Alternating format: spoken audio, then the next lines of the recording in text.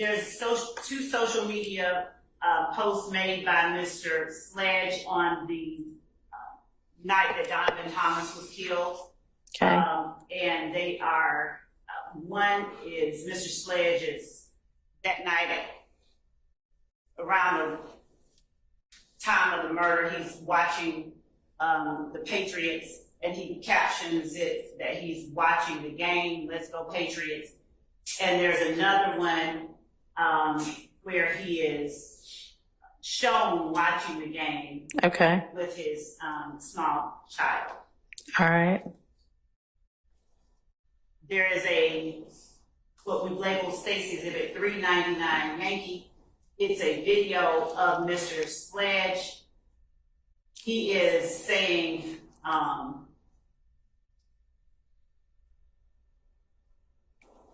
if you go in the courtroom and tell, if you testify, it's not great. Basically, it's how do I say this? So you lie to your significant others, you lie to your family, and then you get in the courtroom and you tell the God's honest truth. Essentially, that's bad.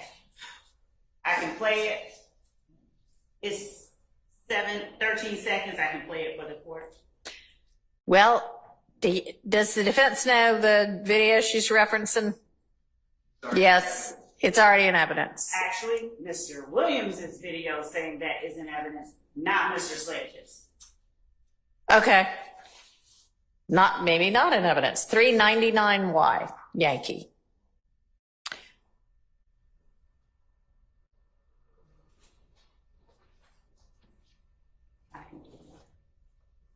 And I'll just All right. share it so we can. Okay. Share it via Zoom. All right. A sec to get Zoom opened. All right. You can lie to your kids, you lie to your mama, but you get in the courtroom and in the investigation room and tell them punk ass people the God honest motherfucking truth. Pussy ass.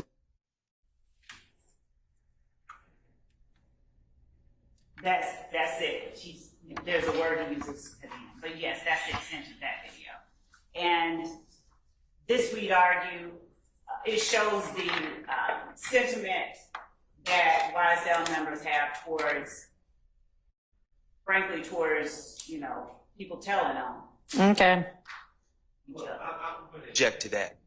All right. And That may be that I think this video, it could be argued, shows Mr. Sledge's sentiments. Mr. Stillwell's not in that video. He's not speaking for Mr. Stillwell. I don't know. There was no vote to make Mr. Sledge the spokesperson for this group of gentlemen, and I would object. And Mr. Sledge is not sitting here with us, okay, so I don't know how that's a comment. He already pled guilty, right? He did. Did he plead guilty to the RICO count? He Okay.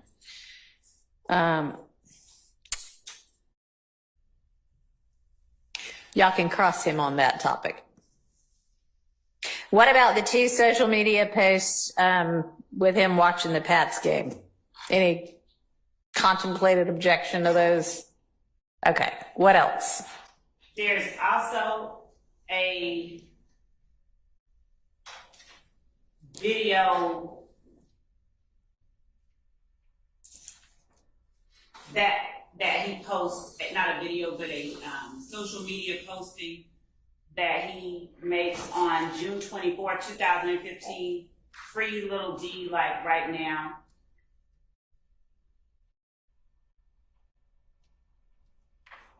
And that is, looking to share it. Is he saying it, or is it just like a written post? It's just a written post. Okay. It's just, Okay.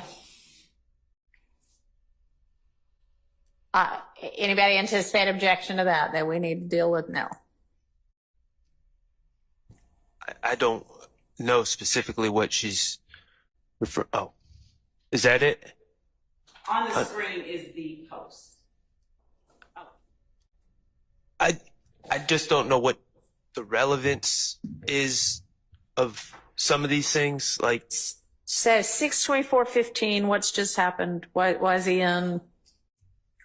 Why is Lil D in? This is Which Lil D is it? Damekion Garlington. And he has been arrested.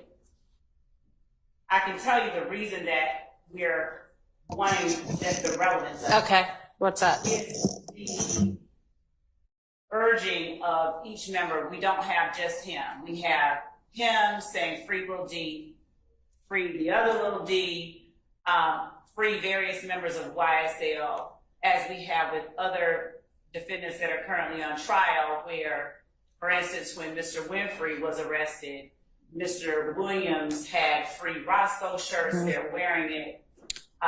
So they're advocating for the release of their fellow gang members, and it shows their solidarity, their support for, and the existence of the organization. All right. I would more accurately, in my mind, say that he's posting free his friend, and to the extent that Mr. Sledge says he doesn't know Lil D from Mechanicsville, that's Damekion. That picture is of the Damekion Garlington, Your Honor. Okay. To the extent he says he doesn't know him, or he's not friendly with him, or I mean that maybe that would become relevant, but Yeah, I'm going to permit it over a relevance objection to show or potentially show the issues that Ms. Love has said she would offer it for. And of course, y'all can argue that all this shows is he's concerned about his friend, but that's a topic for argument. I think it is relevant, though. Your Honor, there's one issue that I failed to bring up earlier. Okay. Regarding a video of a plea, and we dealt with this earlier in the trial, and I know that we did some redactions. I would object if they're bringing it in to show that if it becomes an issue and that a plea was freely and voluntarily entered, going through the Boykin rights and things of that nature, I would understand. Going through the state's factual rendition and their of the plea and just their testimony and their story, we would object. The factual rendition, unless you have him then affirm, yep, that's what happened. And unless he's now saying, nope, that's not what happened. That part is it all just depends on. That's exactly.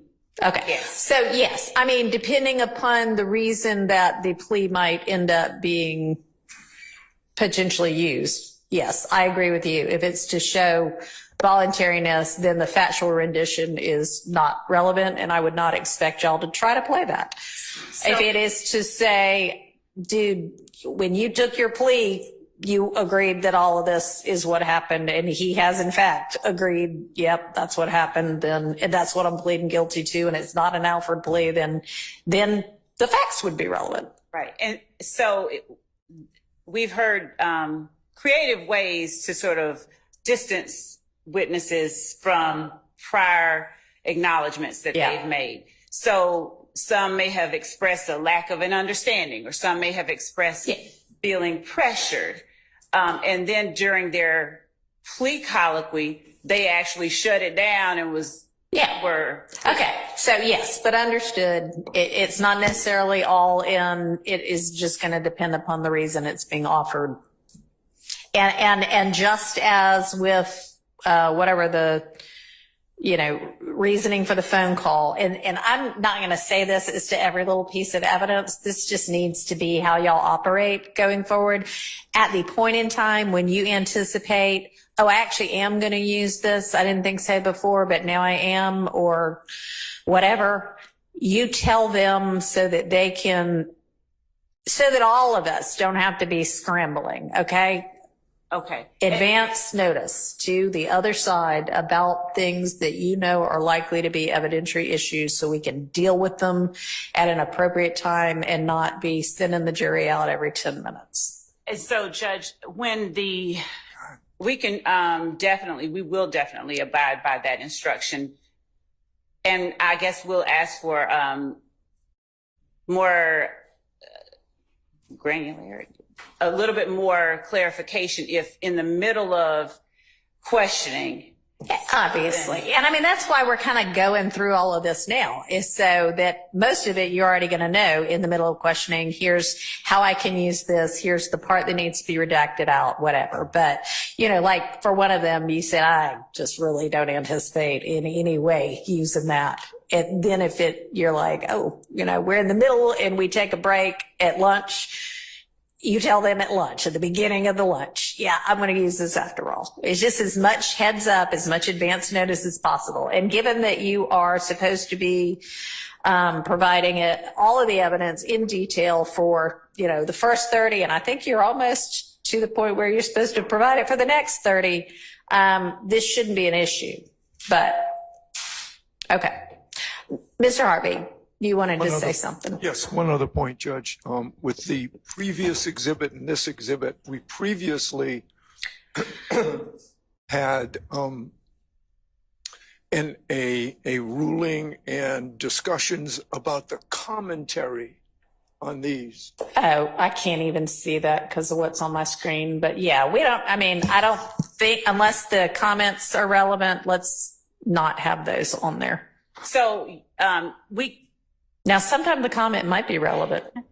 But we don't know who's making the comment. We can't cross-examine the commenter. And we have had Judge Glanville rule that the comments come out previously. Okay. I mean, who is this that's commenting? 70 likes, one comment. Okay. You know, come All on. right. So I agree with the prior ruling, and I don't know that this is how you were going to present it on the stand when you use it. This just may be how you've got it now. But make sure before it shows up on a screen with a jury that whatever limits have been placed on this, you abide by them. I mean, I saw the slide from the opening that had something on it that had been specifically talked about and ruled that you had better not in any way put that before the jury. And lo and behold, it's up there on the screen. Not going to get back into it, but that should not happen again.